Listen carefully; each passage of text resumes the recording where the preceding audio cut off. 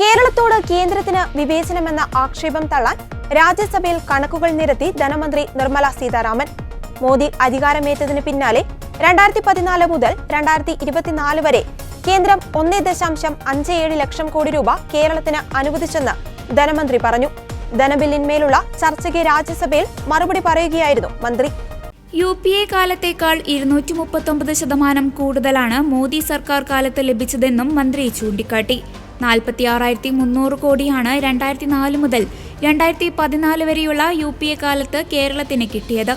Finance കമ്മീഷന്റെ ശുപാർശ പ്രകാരമുള്ളതെല്ലാം നൽകി. ഗ്രാന്റുകൾ 509% കൂട്ടി. UPA കാലത്ത് 25,630 കോടിയാണ് ലഭിച്ചത്. ധനകാര്യ കമ്മീഷൻ ശുപാർശ നൽകാതെ കോവിഡിന് ശേഷം സാമ്പത്തികമായി സംസ്ഥാനങ്ങളെ സഹായിക്കാൻ പ്രധാനമന്ത്രിയുടെ നിർദ്ദേശപ്രകാരം 50 കൊല്ലത്തേക്ക് പലിശയില്ലാത്ത വായ്പയായി കേരളത്തിന് 2,715 കോടി സഹായം നൽകി. കൊല്ലത്ത് ദേശീയപാതയിൽ ഒരു ചെറിയ ഭാഗം പരസ്പരം ബന്ധിപ്പിക്കാനാവാതിരുന്നത് 40 കൊല്ലമാണ്. മോദി ഭരണത്തിലാണ് ആ ചെറിയ ഭാഗം പൂർത്തീകരിച്ചത്. കേരളത്തോട് വിവേചനം കാണിക്കുന്നുവെന്ന സ്ഥിരം പല്ലവി വേദനിപ്പിക്കുന്നതാണ്. കടമെടുക്കൽ പരിധി ഉയർത്താൻ കേരളം സുപ്രീം കോടതിയെ സമീപിച്ചപ്പോൾ കോടതി പറഞ്ഞത് സംസ്ഥാനം നിയന്ത്രണമില്ലാതെയുണ്ടാക്കിയ സാമ്പത്തിക ദുരന്തത്തിന് കേന്ദ്രത്തിന് ബാധ്യതയില്ലെന്നാണ്.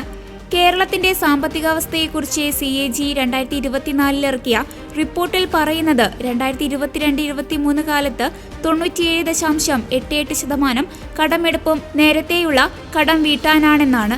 2023-24 കാലത്ത് കേരളത്തിന് അനുവദിച്ച 94,649 കോടി രൂപ ശമ്പളം, പലിശ, പെൻഷൻ എന്നിവ നൽകാനാണ്.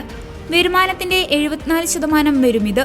UDF, LDF സർക്കാരുകളുടെ തലതിരിഞ്ഞ നയമാണിതിന് കാരണം. എന്നാൽ കേരളത്തിന് നൽകുന്നതിൽ നിന്ന് കേന്ദ്രത്തെ ഇതൊന്നും തടയുന്നില്ലെന്ന് മന്ത്രി പറഞ്ഞു.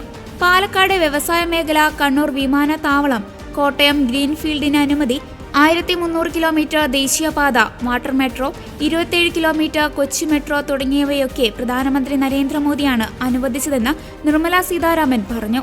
ഇതെല്ലാം പഴയ കഥയാണെന്ന് CPM അംഗം P. സന്തോഷ് കുമാർ പറഞ്ഞപ്പോൾ നമ്പൂതിരിപ്പാടിന്റെ സർക്കാരിനെ കോൺഗ്രസ് തൂത്തെറിഞ്ഞ പഴയ കഥ നിങ്ങൾ മറന്നോ എന്ന് മന്ത്രി ചോദിച്ചു.